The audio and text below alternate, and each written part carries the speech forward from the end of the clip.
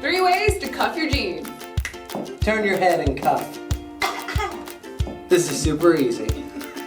First one, that's so 80s. That's so 80s is really simple to do. First you pinch and you get nice and tight, and then you fold the fabric over.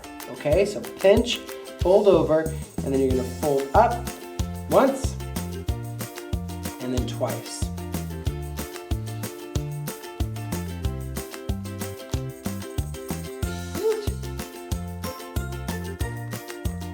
The next one is called the flood. I don't know why, but it is. Because you're gonna have a higher cuff.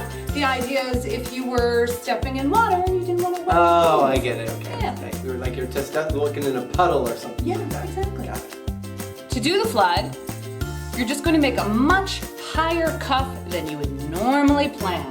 Think about 6 inches, and you want it to end just above your ankle. This works for guys and girls.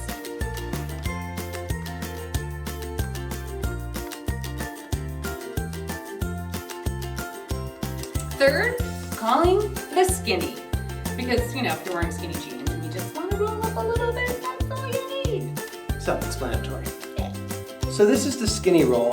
If you have skinny jeans that are running a little long, you just fold it up a couple times, but you want to make it look like you're rolling it.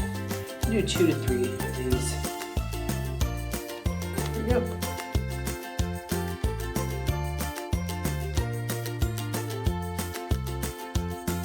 Hope you liked our 3 ways to cuff it. So join us on more Friend Ventures and Subscribe, like, share, and we will see you soon. bye. Bye. Peace and love. Are your kids cuffing? If they are, you should know about it.